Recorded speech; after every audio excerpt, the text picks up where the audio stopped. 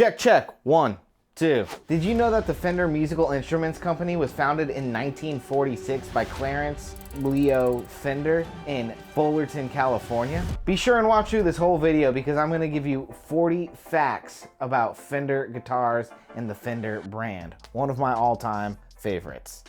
You see? Fender is best known for its solid body guitars, including the Stratocaster and the Telecaster. The Fender Telecaster is also called the Tele. It was introduced in 1951. It was actually the world's first commercially successful electric solid body guitar. Before it was called the Telecaster, Fender introduced the Broadcaster in 1950. Gretsch sued them over the name, as they'd already registered the Broadcaster with a K. It was a line of drums though, but still, Gretsch sued them for it. For a brief period in 1951, Fender released the Broadcaster with a headstock that had no name on it. No model name, that is. The guitars made during this period are actually referred to as no-casters. Really cool guitars. The Fender Stratocaster was introduced in 1954 and was quickly popularized by its sleek design and really cool looks. It also had a lot of versatile sound options. No-casters were great, but during the time, a little thing called the television was starting to take off, so they decided to change the name from no-caster or no name to Telecaster.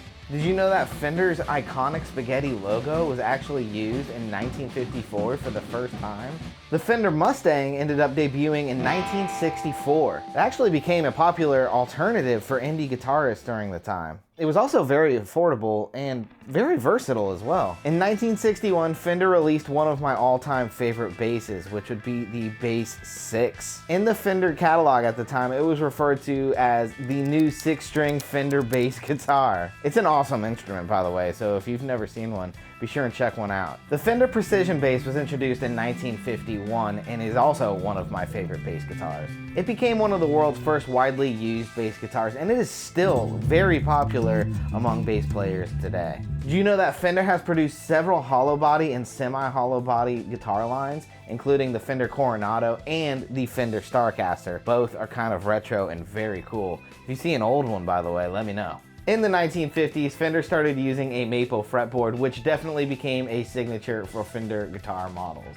In 1959, Fender started putting thick Brazilian rosewood fretboards on their guitars, which now became known as slab boards. And the thicker fretboard lasted until 1962, where then it became a veneer, or a thinner piece, of Brazilian rosewood. The Fender Telecaster Deluxe was introduced in 1962 and has two humbuckers instead of the single coils. Over the years, Fender has created several reissue models which recreate guitars from the classic era like the 50s and 60s with all the correct specs, although they are slightly different over the years. But they have done so with their series like the American Vintage series or the American Originals. They also produce several Squier guitars, which are more affordable lines of the classic Fender Strat lines, or Fender Tele lines, or Jaguar, or Jazzmaster, or anything that Fender makes, really. Squier also makes that. This also started in 1982.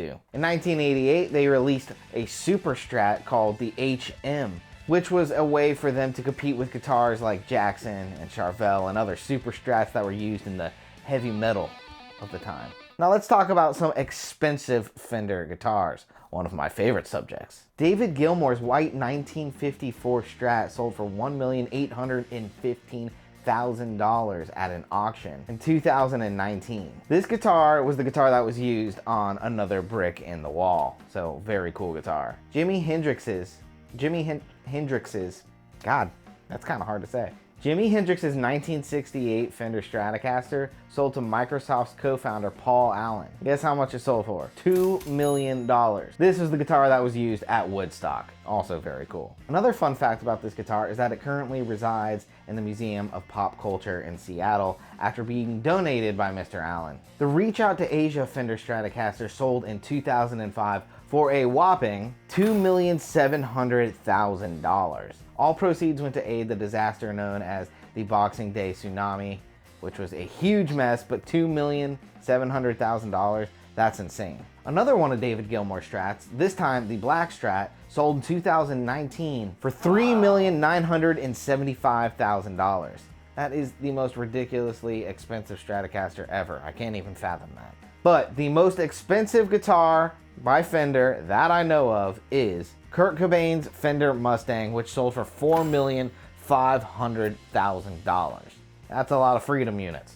Hardware. Let's talk about hardware. The Fender Strat started using what is called the roller nut on their guitars in 1987. This was designed to reduce friction at the nut, which would increase tuning stability. Fender also started to use lace sensor pickups in 1985, which were also single coils, but had less noise than other traditional single coils. And this sort of led the way to what is now today the vintage noiseless pickups, or Fender noiseless pickups, which all started in 1998. We're really just going along the timeline here. The noiseless pickups have actually been very popular over the years, with actually 4 generations of the noiseless pickups. That's very quiet. What these pickups do is they eliminate that 60 cycle hum that is often found with single coil pickups, so you don't get that inherent noise that comes with them. Did you know that Fender owns several other brands, including Charvel, Gretsch, and Jackson? Or that Fender was purchased by CBS in 1965 for $13 million? That was January 5th, 1965 to be exact. It was then purchased from CBS by the employees of the company and renamed the Fender Musical Instruments Corporation. Today, Fender is the world's biggest stringed instruments dealer. They have annual sales of over $200 million. Fun fact, the Fender Strat is actually the most popular guitar and the most copied guitar in the world. And you see that with so many other brands out there, like Jackson, like Charvel, like everybody. Fender was inspired in the 1960s by popular cars, and in 1961, they branched out from just a sunburst finish into other really cool finishes that were inspired by other popular and really cool retro style colors of famous cars at the time. Guys, if you're liking this, please take a second and subscribe to my channel, as it would help me out tremendously. All right. Did you know that Leo Fender never learned how to play guitar? That's hilarious to me. In the movie Wayne's World, Wayne states that this Fender Stratocaster will one day be his guitar. However, then his girlfriend Tia goes into more detail about the guitar, indicating that it's a 1964 or 1964 reissue, and stating that it has a whammy bar. In my favorite TV show ever, Breaking Bad, Walter White's old partner is gifted a guitar that was played by Eric Clapton with a note that says, "I'm sorry for the buckle rash." He's referring to buckle rash from your belt buckle on the back of the guitar that scratched it up. It scratched up the guitar. I love this fact.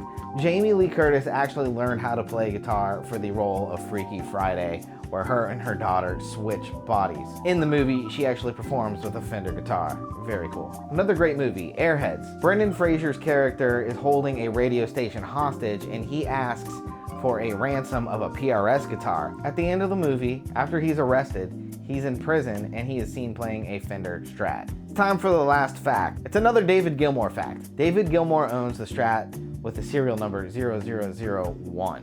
However, this is not the first Strat that was ever made. The first Strat that was ever made is titled as 0100 and was actually produced in 1954. Thank you so much for watching this video. It was really fun coming up with some cool facts. If you have some cool facts of your own, please let me know in the comments. If you want to chit chat about Fender a little bit, let's talk about it. What video do you want me to do some facts on next? Please let me know. And if you haven't already, please like this video and leave a subscribe on my channel for more really cool guitar content. If you want to see more facts on another one of my favorite guitar brands, please don't keep your curiosity waiting. Click this video here, and I'll see you in that video. Peace.